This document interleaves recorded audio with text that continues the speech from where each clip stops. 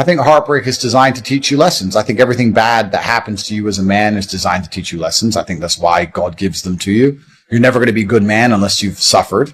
Good men have been through a lot of bad things, and you have to realize why she left or why your heart is broken so that you can change certain things and grow. I think that the worst men on earth are the ones who haven't had enough pain. You're supposed to suffer as a man. You're born to suffer. The whole reason God put men on this planet is to suffer. And the best men are the ones who suffered the most. I wouldn't be top G if I didn't suffer more than anyone else. You're a better man than everyone else if your life was a mess and it was a hardship. Because you're not what happens to you. You are how you react to it. Okay. And the best men on earth are men who have had their parents die, their best friends betray them, their girl betray them, thrown in jail, their money stolen, stabbed, robbed. Every time something happened to them, they sat there and they looked in the mirror and said, what can I learn from this? How can I stop this happening? Those are the best men. Those are the men respect. Those are the men women want. Why do women love scars? Look, they tried to kill him and they can't. That's why I want him. The best men suffered. You find a man who's never been through suffering and nobody gives a shit about him. Men don't like him and women don't like him. Men are no good without it.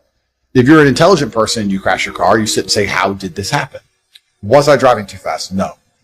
Whose fault was it? Well, an amateur will say, it's their fault. They came speeding out at me. But a professional will say, no, they came speeding out at me. Why couldn't I avoid them?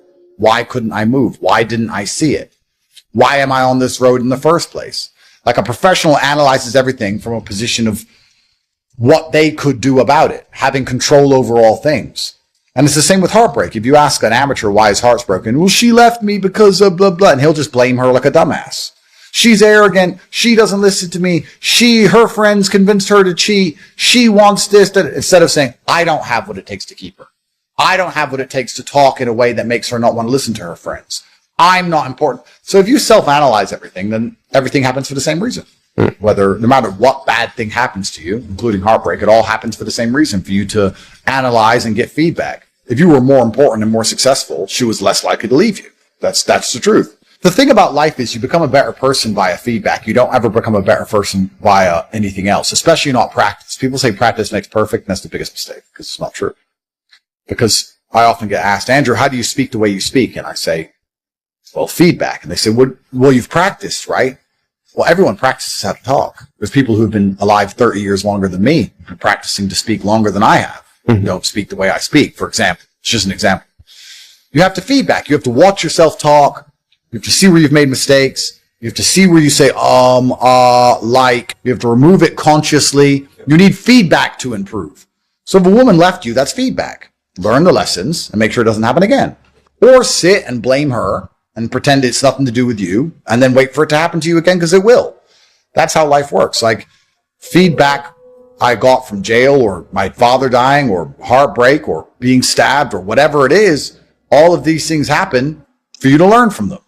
And everybody in life has these events and everybody in life has these traumas they can learn from, but most people are too stupid or too arrogant or too cowardly to sit down, blame themselves, look in the mirror, analyze the entire situation as if it was their fault, and see what they can do to prevent it from happening again.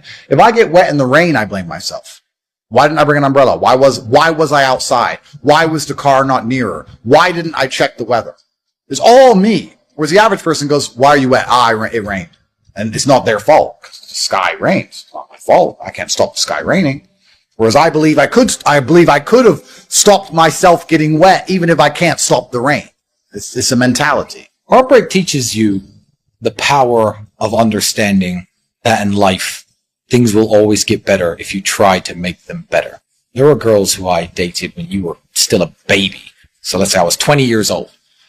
And she was 19 years old, I was 20 years old, and we broke up for whatever reasons. This particular girl got some job where she had to move to London. And I was upset about it.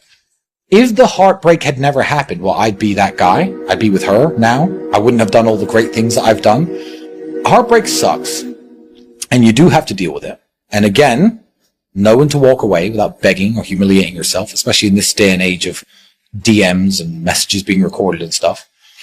And each heartbreak, like with every bad event that happens in life, sets an important marker that you eventually look back on a longer timeline, and you see the growth and the self-improvement and maybe the hypothetical scenarios that would have happened had you stayed with that person or had you not been betrayed by that person. And yeah, it serves as very important markers on a timeline. But it's only once you progress a couple years past that timeline that you could see the knowledge in it, unless you do it the wrong way and let it spiral you to down the toilet of self-destruction. In which case, then you're like, oh, well, that's when my life went completely wrong. So no, that's when you chose to give up. They're two very different things. Well, heartbreak's fantastic. I wish my heart could still be broken. That'd be nice. Well, men live for women. This is the point. Men live for women in every single way. If women didn't exist on this planet, everything about my life would be different. I'd have fast cars because I like driving. But a lot of the things that men do, a lot of the things we say, the way you dress, lots of it is about trying to attract women, trying to impress women, and trying to have women hold you in a high regard. Because if women in general hold you in a high regard, then you, as a high-value man, have your pick of the best women on the planet. And there isn't a single red-blooded male out there in the world who doesn't like the idea of lots of different women being attracted to him. Even if he's got his wife and he's in love and it's the first girl he's ever been with and he's, I don't know, a Mormon or a Muslim or a Christian who's super involved. If you were to ask him, would you like to be unattractive to women or attractive to women just in general? He'd say attractive because it raises the impression people have of his wife, for example. So there's not a single man in the world who doesn't live for women in one way or another. Women teach you a lot about how to get women, which is actually quite interesting. Like, they do. Women teach you a lot about how to get women themselves. If you want to piss a woman off, ignore her. Don't insult her. Just don't reply. And you should know that because when did a woman annoy you most? She ignored you. That's right. So like, you can learn so much from them. But women are the prize, effectively. Sexual access or access to sexuality has always been a prize for men that effectively had to be earned. You had to go to war and come back with a valor star, or you had to be a king or something to get access to sexuality. So women were the prize up until a certain point, and then if you're a high value enough man, you can say you become the prize, blah, blah. But effectively, women are a fantastic mirror. And how women treat you tell you a lot about yourself. Because women are ruthless. And if you're not if they don't see value in you, or if they don't see value they can extract from you, you're invisible to them. You know, you can go to a nice restaurant with a girl, and you can say, how many men are in here? And she'll say, 3 or 4, and she'll ignore every waiter. If they can't get something from you, you're invisible. So how women treat you in general is a good mark for how much value you openly exude. If they can instantly see value on you, they'll talk to you and treat you a certain way. People think that beautiful women are really bitchy and rude. No, they're not. They're actually very nice and soft and sweet. They're actually quite shy and insecure if you're that guy. But if you're not that guy, they're like, get the fuck away from me. Because they don't even want to bother having a conversation on any level because you don't exude enough value. So women are a mirror. They'll tell you everything you need to know about yourself. And you should pay attention to it and you should change it. No one is ever going to give a shit about you, even 1% as much as you have to give a shit about yourself. No one cares. No one cares about you if you're a man, ever. Everything is conditional. You don't get loved unconditionally. And that's a beautiful thing because that makes you strive to create your own value as a man. And the problem that men have is we all go from a time when everyone cares about us to a time no one does. Women don't lose it until they're maybe 45 and childless. Then they'll be like, oh, what the fuck's going on? Now she understands what it's like to become a 15, 16, 17-year-old man. Because we've gone through the stage. I remember my aunts and uncles, hey, little Tristan, I remember, you know, they all cared about me back then. Then you get to 16, 17, 18, you're out in the cold world and you're like, no one gives a fuck, do they? I can't pay my bills. I have no food. Nobody cares. Yeah, your mother and your father will care a little bit, but you have to care about them. So I'd say the duty of protection is the other way around once you become an adult. And you have to care about yourself. So the best advice I can give to anyone, especially the young men who are 13, 14, 15, who, you know, are sitting in their room playing video games and their mother's still bringing them sandwiches, you know, if she continues to care about you that much and you lean on it, you're going to be a nobody. And if she says, okay, you're 18 now, get the fuck out of my house, you're going to be a nobody until you make something of yourself. So the best advice every young man needs to hear is nobody gives a shit about you at all until you make them give a shit. People give a shit about me and Andrew now. Why? Would you have given a shit about me if I just fucking stayed in my room, played video games from age 18 till now? No, you wouldn't know who the fuck I was. As a man, if you truly care about the world, you need to improve yourself first. Because as a man, if you're not capable, your love means nothing anyway, right? You can say I'm a man and I love my dog, But if you can't feed that dog, and you can't home that dog, and you can't afford to take that dog to the vets, and you can't protect that dog, then your love means nothing. Your love as a man is directly correlated to your competence and your capabilities. So when a man who is capable loves you, it means something. A man who's incapable loves you, it means nothing at all. So if you're incapable, not necessarily important, not necessarily financially successful person, it doesn't matter what you feel about anything, because you could be replaced and nobody gives a shit. So if you truly care about that, I guess the lesson is, if you truly care about an issue as a man, the first thing you should do is you should improve yourself. If you have a woman who you truly love, instead of buying her flowers every day, you should improve yourself. If you have a town that you truly love, instead of, I don't know what you would do, instead of telling everyone how great it is, you should improve yourself, and you should start a business in that town so that there's more jobs in that town. It doesn't matter what it is. Self-improvement is the answer to showing your love for anything as a man. So when I see people say, oh yeah, I really love my girlfriend or whatever, and then I look at the guy, I say, no, you don't.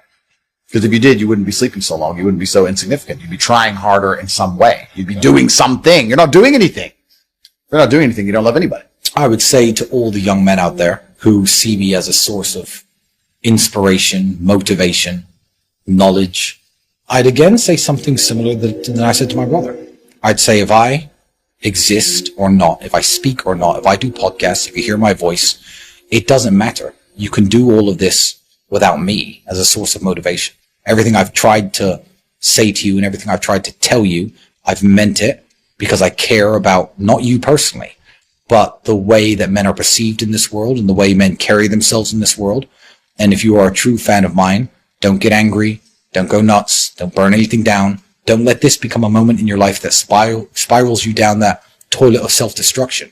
You don't need me, and you can do this anyway. Best of luck. Your wife breaks your heart. If you're not going to work, you can't sleep anymore. You're upset. She's running around with a new dude. You see her Instagram story. She got some new guy. You're furious, and you're angry, and you're jealous, and you're bitter. You have all of this inside of you. But you're not going to go to the gym and work hard and become so fantastically in shape and so rich and so powerful that no girl ever leaves you again. You're not going to do that. No. What are you going to do with it? Text her? Try and explain to her? She doesn't care. Like, you can write the most perfect English. You can write the most beautiful words ever constructed. Forget Shakespeare. You can do, it doesn't matter. She doesn't care. She just doesn't care. She's distracted. She forgot about you. She forgot about you. So what are you going to do with all of that inside of you if it's not positive? Well, it's going to consume you, and you're going to end up self-destructive, or you're going to embarrass yourself, or you can take all of that and put yourself in a position where it never happens to you again. Those are the choices. So what's the most intelligent choice to make? Yeah. You know, I don't understand how many humans function in the world today. I don't get people who don't think like me. I don't understand it. I'm like, well, then how have you survived this long? Life is hard. Life is difficult. Maybe I've just been unlucky, which I don't believe in, but I've had so much trauma and bad events and negativity and stress and all these things that have happened to me. And I've used all of it to be monumentally successful. People are functioning. If you're not thinking like me and you're going through life with any other mindset, you've been extremely fortunate that God smiled on you and allowed you to sit around most of the time doing jack shit, and you have yet to be punished for that. Yeah. I could never have lived that life. If I was a bit lazy or a bit, or I was a bit of a snake, or if I lied to people, I'd be dead by now. Yeah. Like, so a lot of these people are just absolutely and utterly blessed by God that they managed to go through life with such a non-competitive mindset, and they're still breathing. Like, I don't understand how people can think any other way. Yeah. I've spoken to dudes and like, yeah, I had a bad couple months. Why? My girl left me. You've wasted months.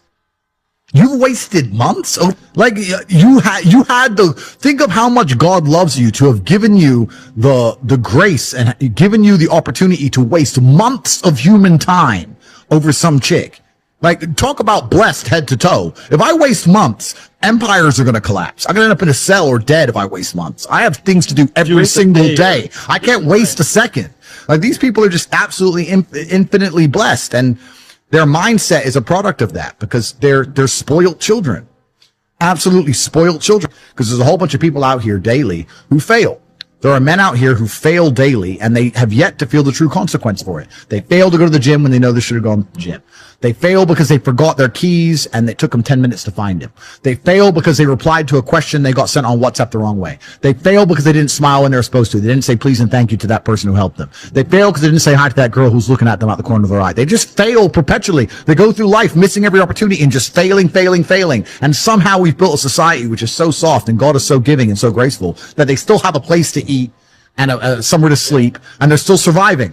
That shows how nice God is. Yeah. Because before this society, truthfully, if you were that level of failure, you would be dead. Survival of the fittest. You're survival of the fittest. And none of these men out here are fit. No. Their mindset isn't fit. Their reality isn't fit. They're failures. They're failures. Yeah. And they're just failing every single day. And they go, oh, but you know what? Tomorrow I'll go to the gym. Yeah. You've been failing your whole life. That's all you've done is fail. And then you sit and wonder why people like me absolutely and utterly outcompete you. It is so easy to become a top tier male in the world today because the competition is so ridiculously low. There are 2% killers like me and everybody else amateur, head to toe amateur. They can't even pay attention to anything. They can't try anything. They're amateurs. And it's really mind blowing to me because I've tried with all of my computational power to imagine having a mindset different to mine.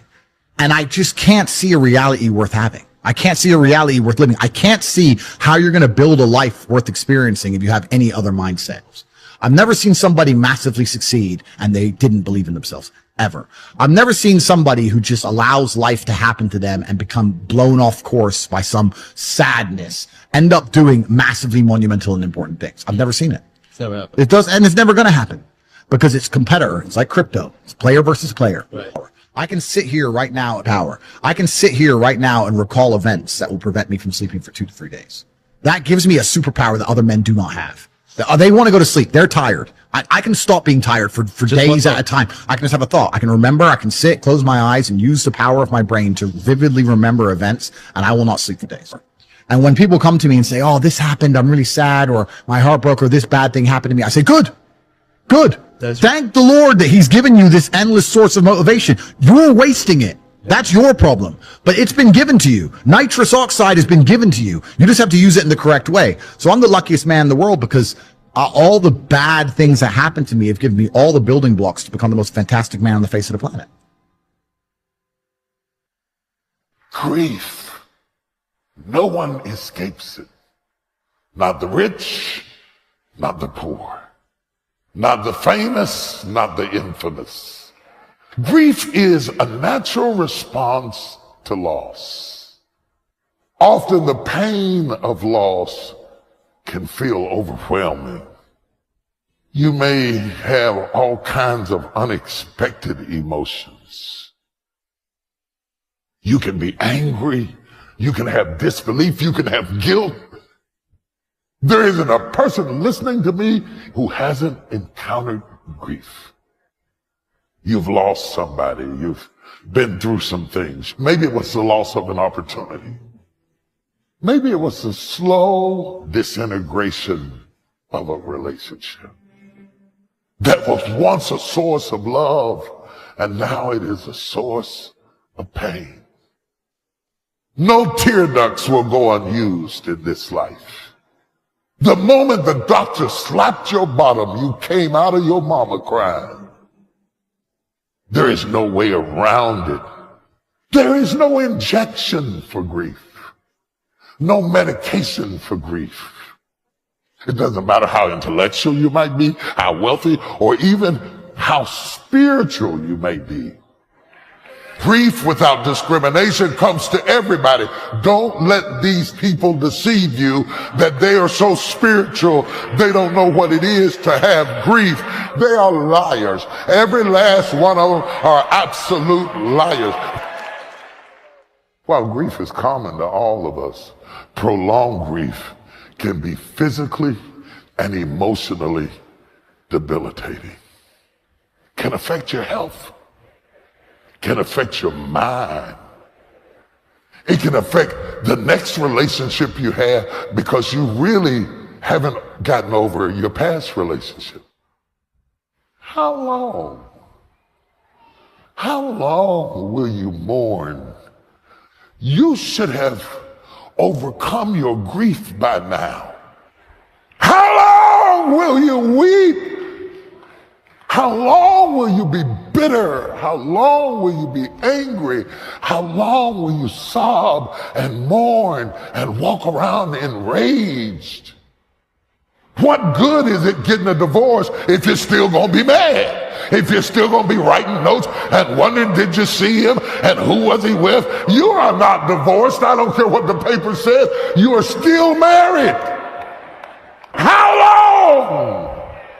God says, how long will you mourn over a door I have closed? How long will you mourn over a marriage that's over, a job that's gone, a girlfriend that left, a boyfriend that left? How long? How long will you be angry and frustrated and build your whole life around something that is dead? If you're going to fulfill your destiny, you have to get good at letting things go. Jesus said, offenses will come. Disappointments will come. Betrayals, things that are not fair will come. How you handle the hurts will determine whether you move forward or whether you get stuck, bitter over what didn't work out. How many people are living wounded over how they were raised, a friend that walked away? They wonder why they don't have good relationships. It's because they haven't healed. God brings a new person, but they're so insecure. This new person has to keep them fixed. The problem is that's not sustainable. Until you let go of what didn't work out, that wound is going to hinder you wherever you go. You would be shocked at the people who get up every morning with a heart full of grief. And it comes out in their speech, and it comes out in that snappy way they confront you, and you think they're mean. They're not really mean. They're still grieving. How long? How long does it take to get over a person? How long will you put your future on hold, mulling over your past? How long? I came to get somebody unstuck. I came to get somebody free. You cannot spend your rest of your life grieving over who didn't love you, who wasn't there for you. You're stuck. God did not create you to be stuck with a heart full of grief.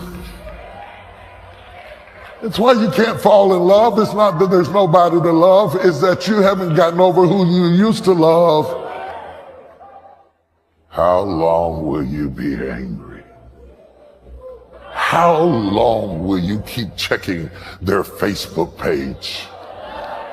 How long will you keep investigating somebody who's not even thinking about you anymore? How long will you mourn around the tomb of what didn't work out? There are some times in your life that you gotta get up, wash your face, go on with your life. Life is too short for grieving over who didn't want you, who left you, the job you didn't get, the house that you didn't close on. How long? I don't know who I'm preaching to. You are not yourself. You were not created for this. You were not created to be stuck like this. God wants your nerves and cells and bone and muscles to move. Somebody shout, move. I will not spend the rest of my life hanging around the cemetery of what could have been, what ought to have been. Look, man, if you got something that's been bothering you in your life, get past it.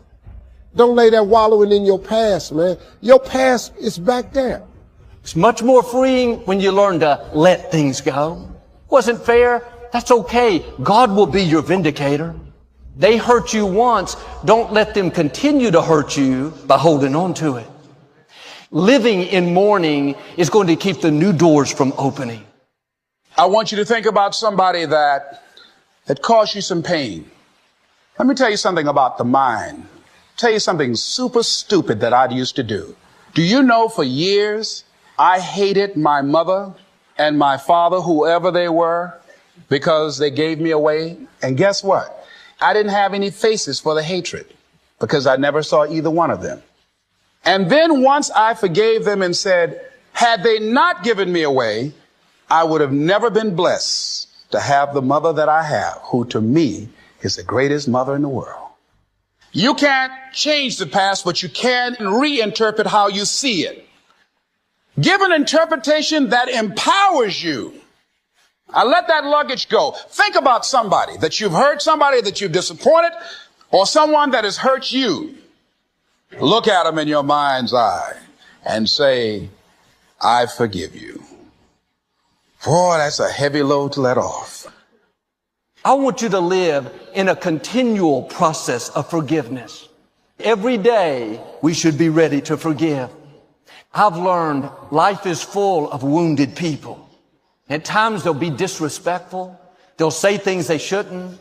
You can't stop the offense from coming, but you can keep it from getting down in you. Joel, I can't forgive them. You don't know what they did. You're not doing it for their sake. You're doing it for your sake. Let it go. You have to give it to God.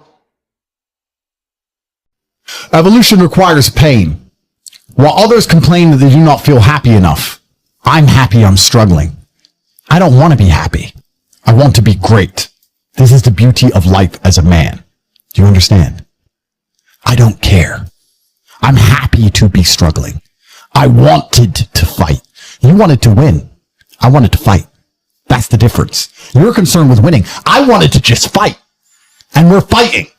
That is the beauty of life as a man, to be great. If you concern yourself only with being happy, you are once again acting like a female or a child. Happiness is fleeting. It doesn't even matter if you're concerned only with the hedonism of happiness. You're going to drink alcohol and go to parties and go to festivals and take drugs. I want to be happy. Who cares? I want to be great. I want to be great all of the time. And let me ask you a question as a man at home, genuinely, truthfully. Would you rather be a loser who's always smiling, a happy loser, or would you rather be a stressed winner? Because I'll tell you something about winners. Most of them are stressed. We are stressed. We're stressed. Putin is stressed. Genghis Khan was stressed when his messenger turned up after a 4-week ride with updates from the battlefront of Iran. I'm sure he was stressed by what he read. Even if it was very good, even if it all looked fantastic, he started to feel stressed. Okay, well now maybe I need to go to Iran. How long is it going to take me to get there? Maybe we need to send more horses. Maybe we need to colonize Iran. He felt stress because the beauty of life as a man is to be great. So you have to sit here and ask yourself, do you want to be a happy loser that's insignificant? Nobody knows you exist. Women don't respect you. Men don't respect you. Nobody cares if you live or die, but you get to smile all the time. Or do you want to be one of the most important people on the planet with a little bit of stress? I am brilliant because I've decided to be brilliant. And if I have to sacrifice happiness to be brilliant, then that's fine. You know what the great thing about it is? You know it's amazing what God gives, how the whole world becomes full circle? If you stop caring about being happy and you start caring instead about being great, guess what you end up being? Great. Along with great. And you know what? Yeah, Happy. You end up happy if you forget about happiness and try to become great. You will never be successful if you're concerned about being happy, so forget about it. I like to consider myself a wise old man, and I'm trying my best to encourage and instigate a revolution amongst the youth where men take absolute self-accountability and they believe in themselves and they take responsibility for absolutely everything. As a man, you are most formidable if everything is your fault. If it rains outside and you get wet, that is still your fault. Can you control the rain? No. Could you have brought an umbrella? Yes. You need to blame yourself for all things, the good and the bad. And by doing this, you take absolute self-accountability, which allows you to build a mental model in which you will find solutions, 1. 2, avoid trouble, because you know that anything bad happens to you is your fault. And 3, be the most fearsome competitor possible, because we're living in a very competitive world nowadays amongst the elites. The people who understand that you're living inside of a fish tank are trying very hard to get out. And you have to make sure that you can outrun some of them if you want to escape. It's an age-old adage. If a bear is chasing a group of people, you do not have to be the fastest one. You just have to be faster than the slowest. The slowest person is going to die. So as long as you're ahead of the majority of people, you stand a very good chance of avoiding slavery. Being a powerful man isn't always about furious anger and instilling fear. As enemies attempt to attack your energy and lower your vibration, understand this. Power is untouchable. Power may notice, but it doesn't care. Sometimes power is simply not giving a fuck. Being a powerful man isn't always about furious anger and instilling fear, meaning sometimes it is. You need to retain the capability to instill fear with furious anger. A man who cannot do that is not a man. It is one of the cards you need to have in your deck. However, more often than not, when you're in a true position of power, you will play the alternate card, which I'm describing here, as simply not caring. How can you not give a fuck about things? So I'll tell you how. If you're filthy rich and you have a strong network of people around you who you trust, and you have a good family, and you have beautiful children, you have women who love you, and you have beautiful supercars, you live with your best friends in a compound, you have armed guards, and you're proud of yourself, and you're strong, and you train hard every day, and you're monumentally successful, and all of your dreams come true, and if you want something, you can instantly snap it up. You want a Pagani, you want a Bugatti, you want a $25 million apartment, anything you want, you buy. It's very easy to not give a shit about the opinions of people who don't have one fraction of your success. And what these people are trying to do is drag me, I'm using me as an example, but we can also use it for you. When you have true power, they're trying to drag you down. They're not trying to elevate themselves. They're trying to drag you down, which is a very different thing, because it's amazing how God rewards those who are trying to build and create and elevate, and how it punishes those who are simply trying to destroy and be spiteful and negative. And these people are going to dedicate hours and hours and millions of hours of their life towards a certain cause. Thank you. To try and drag people down who they cannot affect because they're already too powerful and too large. And they're wasting their own human experience, and they're not progressing or advancing themselves in any way. They will stay brokies, and we will stay rich forever. So the lesson here is that you need to get to a position where ignoring people is a move in which you're guaranteed success. You can ignore people completely, and they are benefiting you. And that comes from a position of power. And I think a lot of you at home right now, you may not be in our position, but if you're already working hard, you're already going to the gym, you're already training, you make sure that you're getting as much muscles as possible, as much money as possible, you're dedicated, you don't sleep in, you don't waste your time, you don't smoke weed, you don't play video games, you're focused on trying to become fantastic as a person. You can just ignore that girl. That girl who broke your heart or cheated on you, just ignore her. The most powerful move you can make is ignore her. Yeah, you could yell at her. Yeah, you could try and make her scared of you, blah, blah, right? That's not going to work. The powerful move is just to completely ignore her, because you're on your ascent. She is likely on her descent. She likely has no intention of improving herself, no intention of becoming richer, no intention of becoming better looking. Time is against her. As she gets older, she's going to lose her looks. You're going to continue your ascent, and she's going to have to watch you for the rest of her life be the man that she could have been with that she's no longer good enough for. The best thing you can do is simply ignore. That is the powerful move. And it's the same with also men. It's not even a gendered argument. There's men who want to be your friends right now, who wanted to be your friend, and they did something wrong to you. And if you're on the right path doing the right things, karma, God, the universe, whatever you want to call it, is going to teach them a lesson for simply failing to be a good person to you while they had the chance. But when you have a whole bunch of money, you take care of the people you love. And that's the masculine prerogative. And even my brother and I, anyone who's been loyal to us, who's on our team, we monumentally reward. And everyone who ever displayed cowardice or sold us out or made mistakes massively regrets it, because they see how well we treat the people who are close to us. If you lack somewhere, excel somewhere else. Counter your weaknesses by honing other capabilities. If you're ugly, become filthy rich. If you're poor, be as strong as an ox. Life is unfair.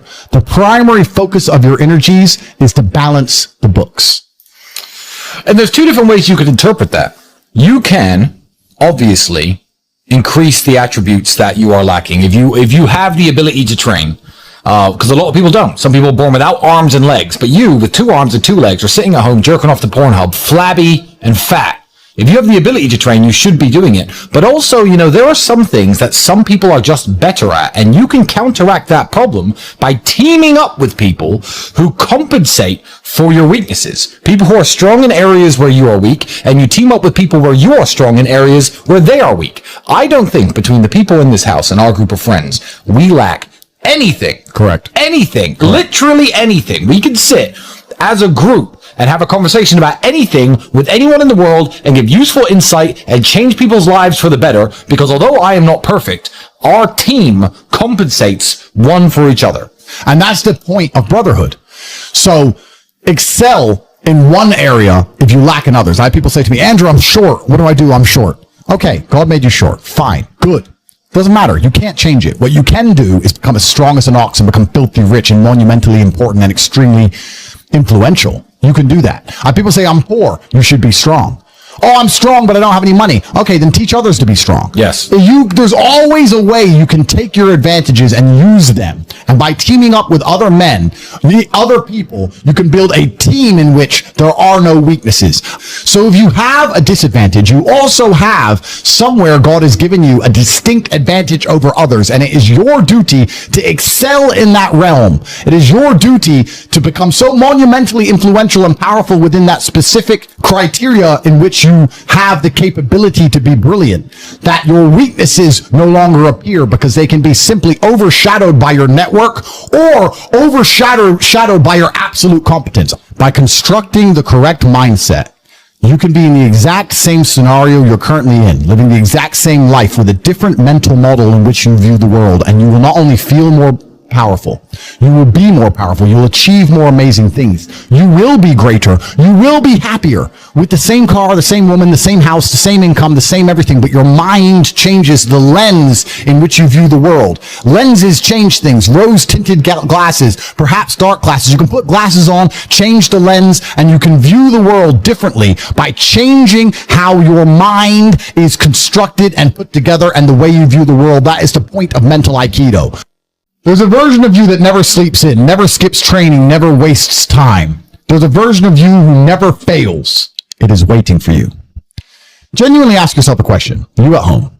If you had done those things for the last 2 years, you never skipped a training, you never wasted time, you never scrolled TikTok, you never sat aimlessly on the internet typing in garbage, never played video games, you never wasted time. You never skipped training. You were training every single day. You never slept in. You were never lazy. There's this version of you. Imagine the person you would be. Genuinely imagine what you would look like.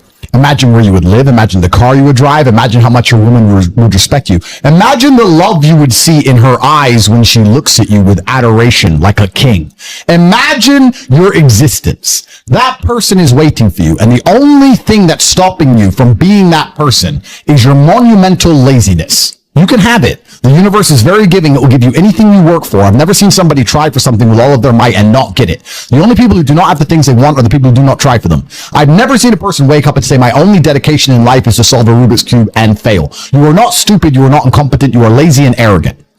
It's extremely important you understand that that person is waiting for you and you are declining that version of yourself. In the multiverse, in the many different versions of the universe that exist, there is a version of you that does those exact things. And he is a greater person than you can even fathom. You can transform yourself into that guy. You can be a top G. That's exactly what I did. I knew who I was going to have to end up being before I became that person. My brother and I are not from rich families. We are not from advantaged beginnings, but I knew I had to be a big, strong, fighting billionaire.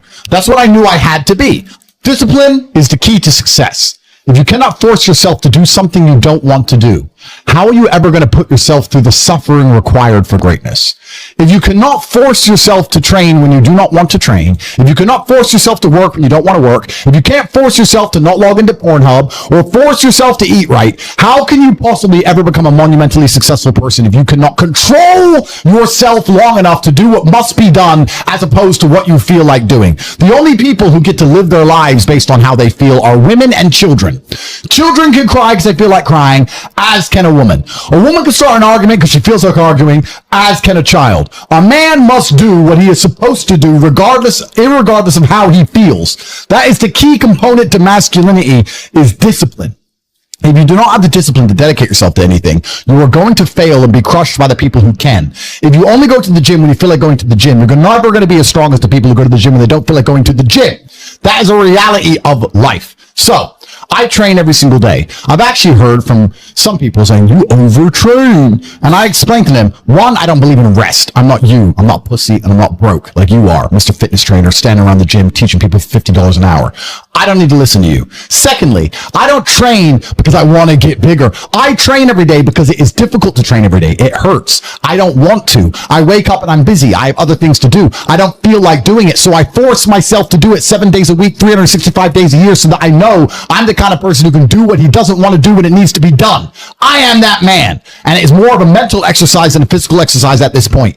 How can you ever outcompete me if I can force myself to do the things I don't want to do and you cannot? Discipline is absolutely essential for success, and you need to get very comfortable and very used to the idea of understanding that on your path to greatness, there are going to be long periods of time where you hate what you are doing, where you are dissatisfied with the actions you must undertake, where you are tired, where you are stressed. That is why it is difficult. That is why most people won't make it. If the path was easy, everybody would walk it and it would lead nowhere. 100 people start the path, 99 fall off because it is difficult, and the one person who makes it to the end gets the gold. If all 100 made it to the end and the gold was divided by 100, it wouldn't even be worth anything. The difficulty gives it value. The fact that it is difficult to do is the key component into the fact you want it in the first place. If it wasn't difficult, everyone would have it and you wouldn't want it because no one would respect it. It's supposed to be hard. Life is supposed to be hard. You're supposed to think this is terrible. You're supposed to suffer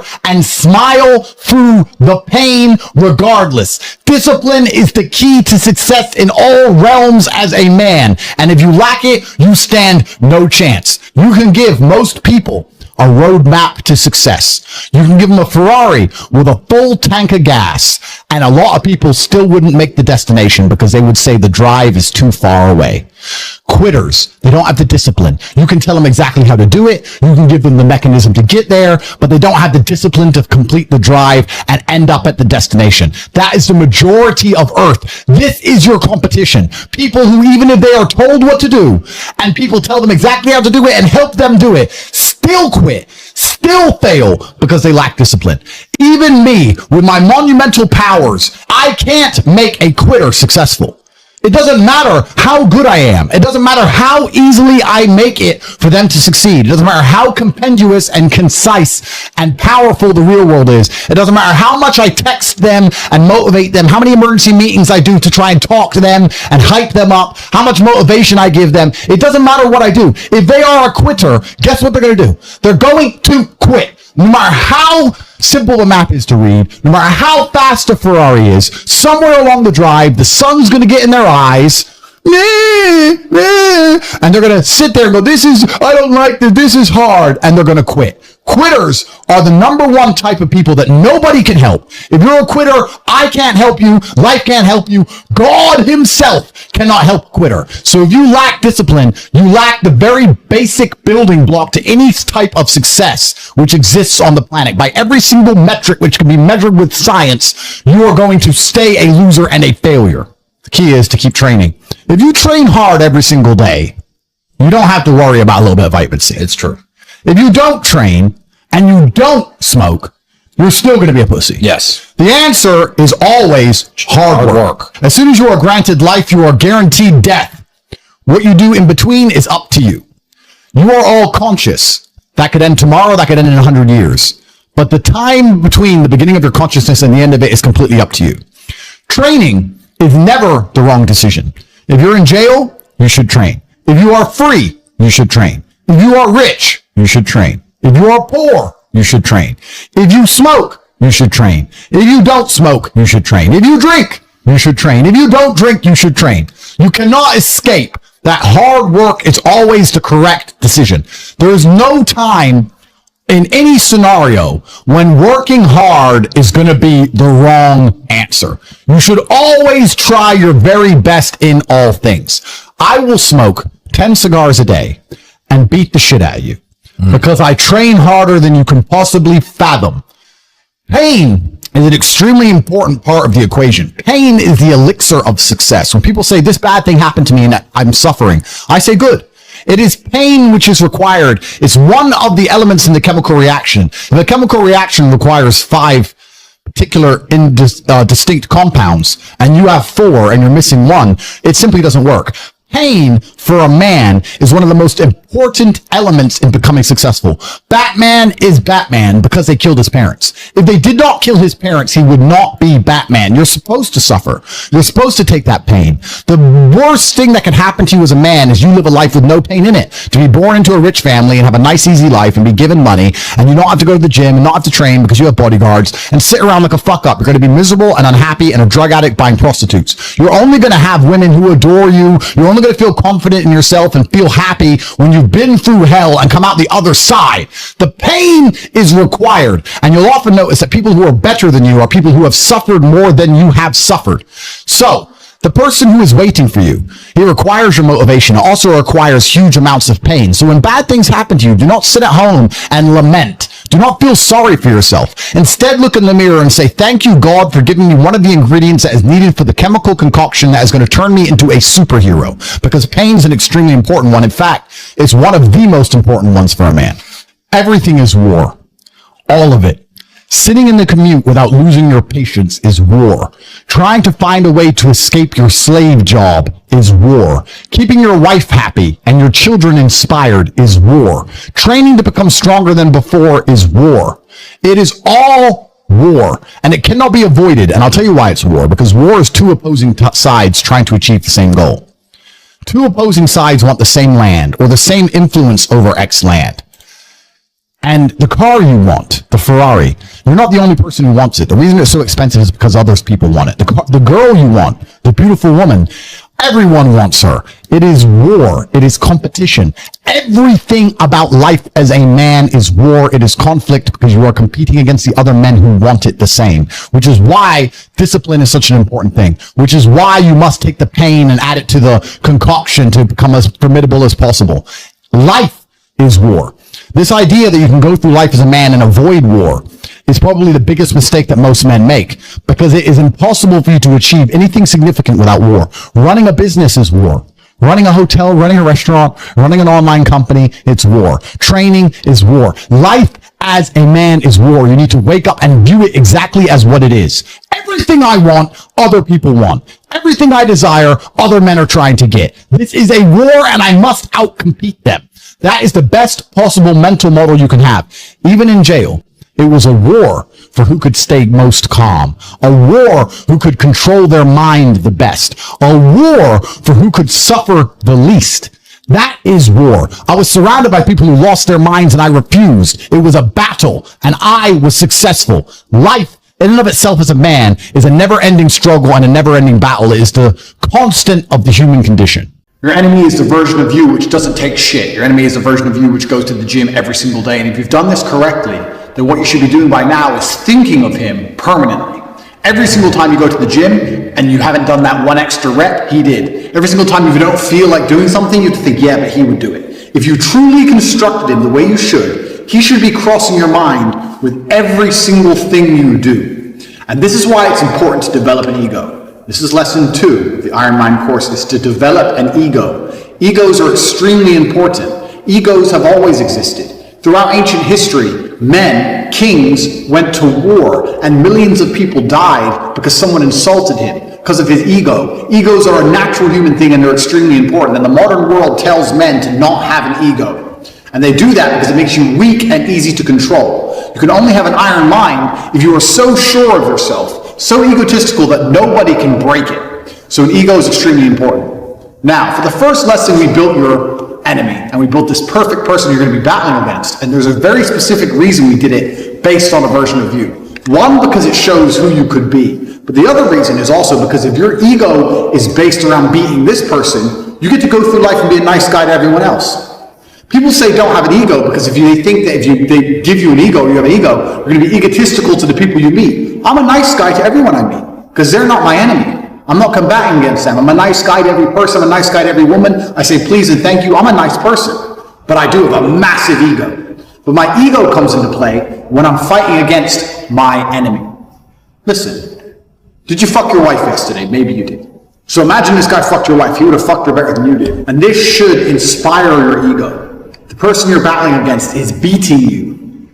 And this person is who you could be. That's what's the most annoying thing about it. This person's outlifting you in the gym. They're making more money. They're fucking their wife better. They got more girls. They're rolling around a nicer car. This could be you, but it's not you. Only because you don't have the motivation to do what this individual does. Nothing to do with genetics, nothing to do with luck. This person is you and they're beating you. And this should inspire your ego. Most people's egos work against them, and the way it works against them is they feel entitled. They wake up and they think, oh, I deserve a nice car. I'm a special person. I deserve a nice car. And then when they don't get a nice car, they get disheartened and annoyed. That is not the right way to use an ego. An ego should be used as in, I deserve a nice car, so I'm going to go fucking get one.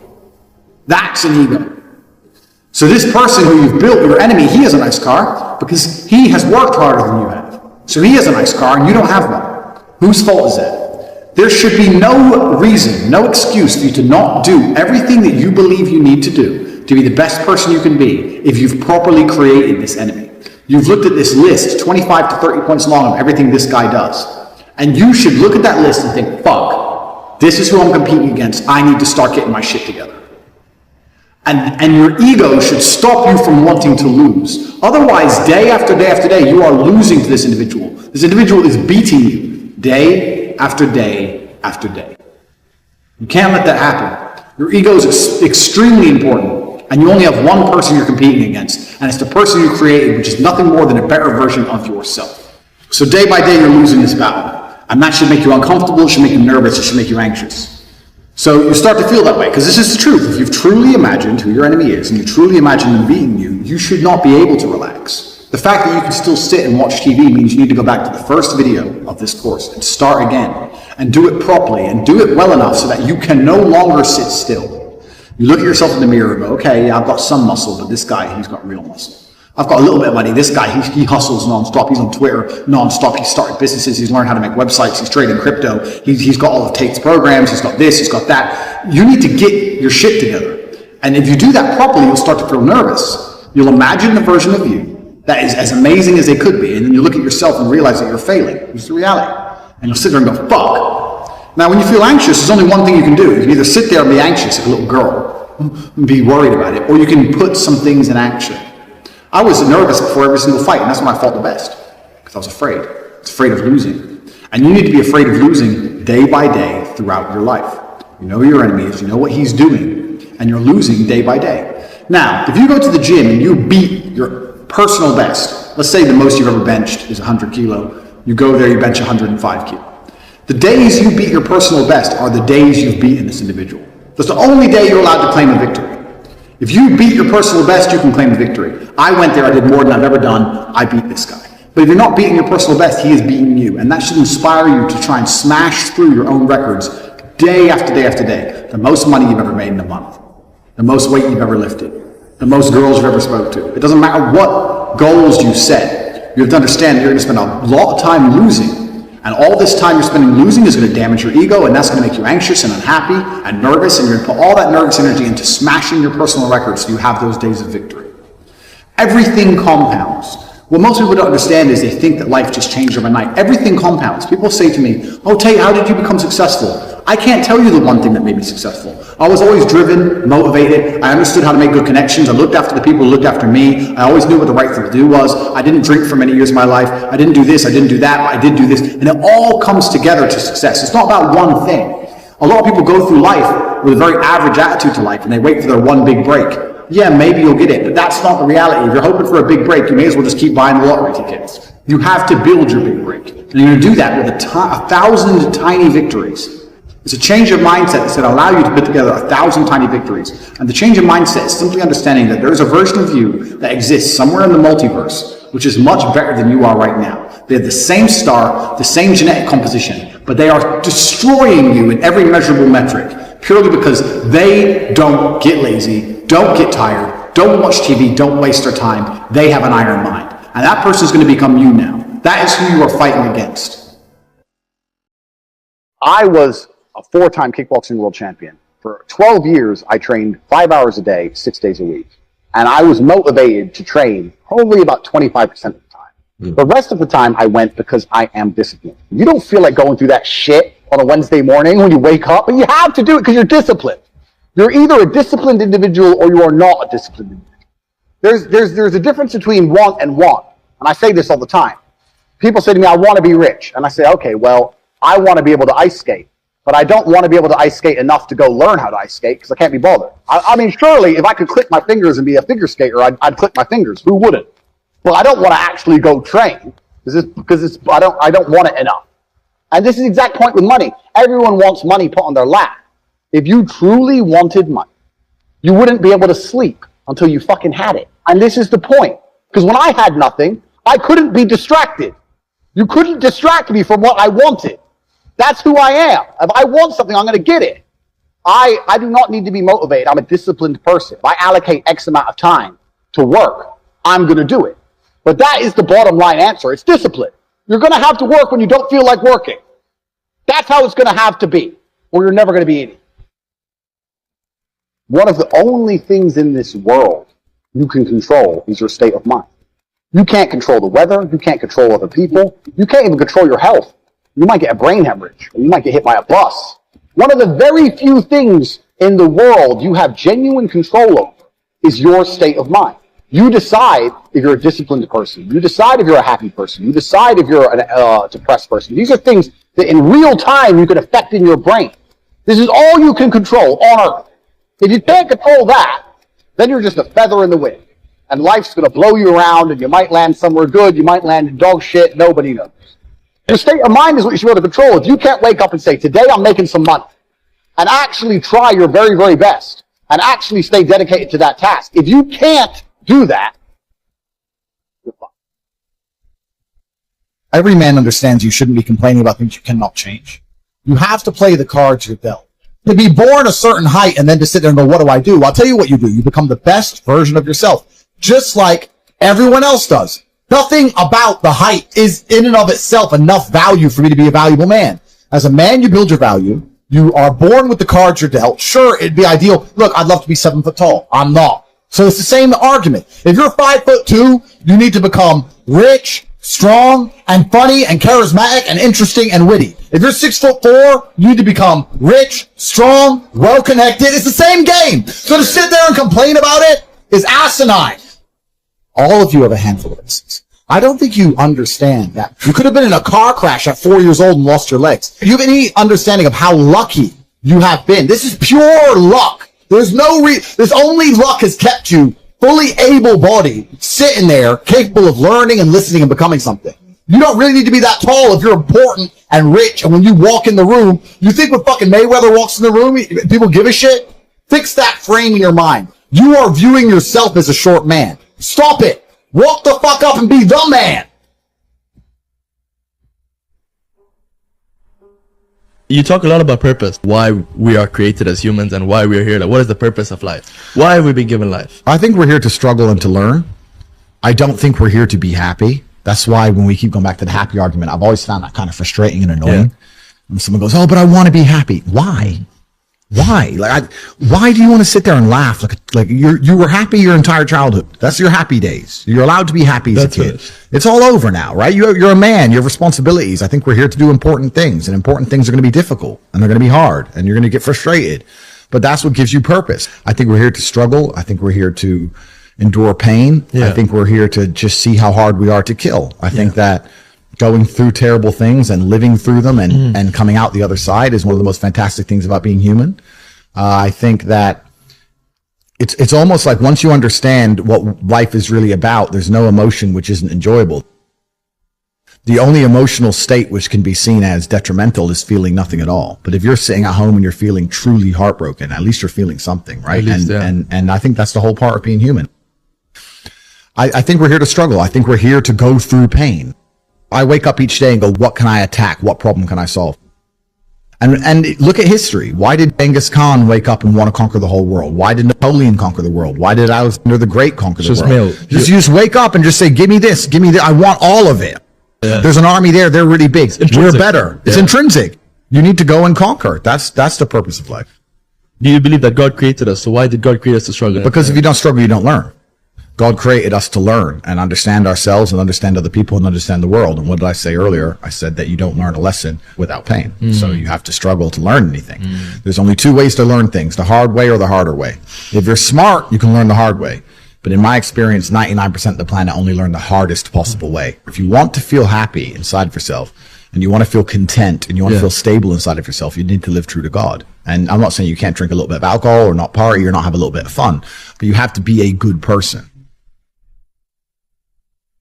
I don't believe in the societal paradigms in which they have tried to construct this idea of happiness. I don't believe or subscribe to the way that happy and sad is currently understood by the masses of the population. I think if you are anything less than absolutely distraught, you are happy. You're a version of happy. It's like saying gray is a version of black, right? No matter how light the gray is, you can still call it a version of black. And unless you've gone through an event, which hopefully doesn't happen too often, like the passing of a family member or something that's truly destructive and detrimental to your mindset, besides these events, which hopefully only happen a few times in your life, you should be happy. If you're not crying or paralyzed in silence due to the absolute magnitude of a detrimental circumstance or the absolute magnitude of a negative event, then you are a version of happy. So I am always happy is the short answer. I don't believe in not being happy. I don't believe in not saying to myself I'm happy. I'm always a version of happy. And this idea of chasing happiness and always being concerned and preoccupied with how happy you are is actually the biggest mistake that a lot of people make, I think, in the world today. Especially men who wake up and go, oh, I don't really feel happy, so I need to get happier. And that's how they end up down a hedonistic path of drugs or alcohol or gambling, chasing pleasure. I don't care how I feel. I don't care if I feel happy or sad. It doesn't really affect what I do each day. I do the exact same things. I act the exact same way. I don't care. I don't put weight to the significance of the emotion. So I always consider myself a happy person, but if I woke up and I was slightly less happy one day than another, it wouldn't affect anything I do and I wouldn't put any relevance to it. I'm human and that's life. So yeah, am I any happier now that I have hundreds of millions of dollars than before I was broke? Not really, but I was never unhappy. I'm the same state that I was then, that I am now. I have work to do and I will do it. It's as simple as that. Well, also, there's no light without dark, and there's no joy without pain. You can't have a rainbow without a little rain. No matter how hard you chase pleasure and happiness, there's going to be dips and troughs in between. There's going to be come downs and downtrends, and you're going to have the juxtaposition between that time you were laughing your head off and acting giddish like a child, and the time that you feel depressed as such. And I think it's much better to just adopt a very disciplined, stoic mindset. I'm always the same base level of happy regardless. If I lost all of my money today, I would be the same happy. If my net worth quadrupled, I'd be the same happiness. But as long as I'm alive and the people I care about and love are alive, and as long as God gives me the honor of doing my duties and providing for the people I care about, as long as I get to wake up and know that there's a whole bunch of people in the world who need me and I get to work hard to please them and do good for society and good for the world, then I'm a vessel of God and I'm happy enough to survive. That's all I look at it as. I don't ever consider how do I feel. That doesn't cross my mind. I have things to do. I'm too busy. I have things to do every single day. I have very important things to do, and how I feel really is not going to affect how I complete those tasks. Motivation isn't real. Everyone says this. Motivation is not real. Discipline's real. I do not feel like training, but I still train because I'm a disciplined individual. You don't get to go through life only doing the things you feel like doing. So this is down to you, my friend. And listen, you may feel fired up for 10 minutes after this little talk, but you're not going to feel fired up forever. You need to put systems in place. You need to get discipline. You need to get an atmosphere of people around you who are going to keep you accountable and not make it easy for you to continue to be a fucking nobody. And then you're going to fix your life. Otherwise, you're going to stay a nobody. You're tired. You don't want to work. You want to go to sleep and just relax. You do it anyway. That is the most basic imperative of the masculine frame, which has been destroyed in real time. They are trying to convince you that you should act how you feel. You should show more of your feelings. If you feel this way, you should show it. If you want to cry, cry. What I'm saying is the reason they're trying to bring out emotionality in you is because of exactly what Myron said. Most of the time, you don't feel like doing the things you're supposed to do. But the true masculine frame throughout history was doing the things they didn't want to do, but they knew they had to do because they had honor and duty. That's what honor and duty means. Do you think the men on the Titanic wanted to stay on the fucking Titanic? No. We're men. We have to stay. We're scared, but we must. It's our duty. to let the women and children on the lifeboats. This is masculine duty. A good man controls himself. I have absolute self-control. Emotional control is absolutely and utterly important as a man. I'm saying that you need to understand as a man, there are certain principles under which you act, regardless of how you feel. I can wake up in a terrible mood. I can wake up sad. I can ache. I can have a busy day, stressed, etc. I will complete the same tasks as if I woke up in a fantastic mood. I'll do the same things because how I feel has no bearing on the things I'm going to do with my day because I have duty to myself and to my bloodline. Because you think there's something wrong with you. You go, well, I lack motivation. I don't have the motivation to go to the gym. Well, here's the news flash. Neither did I. And I still did it. So now what are you going to say? Now you have no excuse, right? Oh, you're scared to get in the ring. So was I. I still did it. Scared to get in the cage. So was I. I still did it. Being a man isn't about not feeling things. It's about acting the way you're supposed to act regardless of how you feel. We act. We're men of action. We get things done. So the world got built. All of it. All the men who built the skyscrapers felt scared. They did it anyway. You need to become a man of action. Stop worrying about how you feel and start worrying about what you're supposed to be doing. How about that? I've always been disciplined myself because I've always lived a disciplined life. I lived in a disciplined household. Like there was no such thing as I don't want to. So even now, if I wake up and I don't want to do something, I don't need someone to tell me to do it because I'll do it anyway. I mean, who wants to run a marathon? Nobody. Who wants to do that? You just do it, don't you? Because, you know, it's the thing you're going to have to do, and you have to blood, sweat, tears. There is a version of the world where you can feel things and really not give a how you feel. Like, if I feel sad, it does not change how I act, and it does not change the things I do. If I don't feel like going to the gym, I go to the gym. If I don't feel like working, I will still work. If I wake up in a happy mood, and I have a business to run, if I wake up in a sad mood, I have the same shit to do. I'm going to get it done. So where's the importance of it? It's in my mind, that's how I view it. Like, how does that affect what I'm going to do? Well, nothing. It doesn't. Motivation in and of itself is a scam. I don't believe in motivation. I believe in discipline. I am not motivated to do the things I'm supposed to do every day. I don't wake up full of like joy. I have to go to the gym or that I have to work or I deal with crap. I don't feel motivated to do them. I'm disciplined. I do them regardless of how I feel. Whether I'm in the mood to do it or I'm not in the mood to do it, it gets done. That's discipline. Discipline's a real thing. Motivation is fleeting. You're never going to be permanently motivated. If you're the kind of person who can only try hard at something he enjoys, then you're going to fail. If you truly want to win, you can't only want to win when you're happy, and you can't only want to win when you're motivated. You're competing against men like me who will perform even when it's raining, not only when the sun is shining. And if you're going to be the kind of person who can only do it in one of those scenarios, you are going to lose. You must be prepared to perform all of the time. I have a lot of people who message me and say, oh, I struggle with motivation. And my answer is simple. Then stay a loser. If you can't find the motivation to not be a loser, then I strongly recommend you just stay a loser, stay in your lane, and stay out of my way. I have no time for people who cannot find the motivation to fix themselves and fix their own lives. I've been the kind of person who will perform 7 days a week. Doesn't matter how I feel, doesn't matter what's happened, doesn't matter if I'm happy or sad, things must be done. And this is the mindset you need to adopt if you want to be a winner. I think a man should have absolutely no interest in whether he's actually happy or not. If I wake up and I'm unhappy, I will do the exact same things as if I am happy. I will go to the gym the same. I will work the same.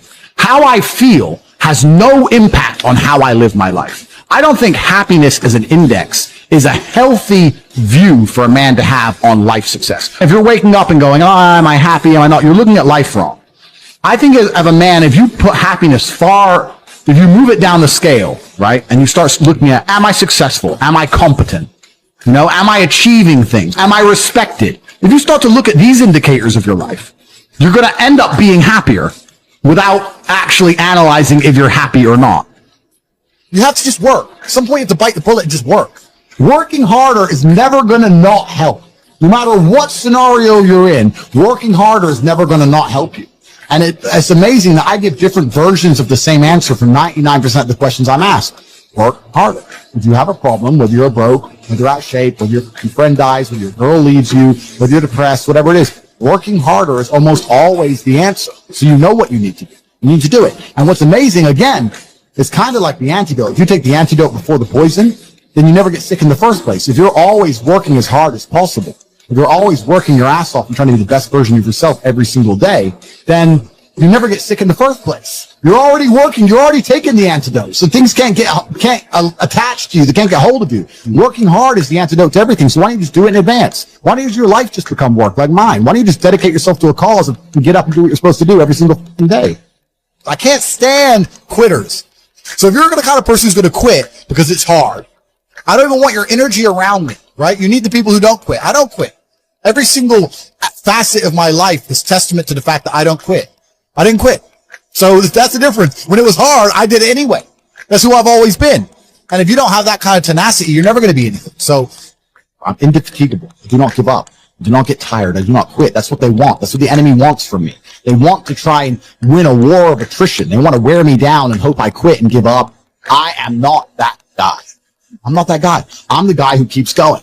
And if you're truly indefatigable in life and perspicacious, that's my favorite saying, the one I say all the time, unmatched perspicacity coupled with sheer indefatigability makes me a feared opponent in any realm of human endeavor. It's absolutely and utterly true. If you pay attention to the things that are happening around you and you do not quit, you will be a dangerous opponent in any realm of human endeavor. It doesn't matter what you try and do. I'm a man who lives true to God and says what he means and means what he says, and I know the things I say are good for society and good for the world. I didn't put a fucking magic spell on anybody. The reason people listen to me is because they like what I say and they know that I'm telling the truth. That's the reason I am here. And I'm going to continue to do that. And there's nothing anybody can do about it.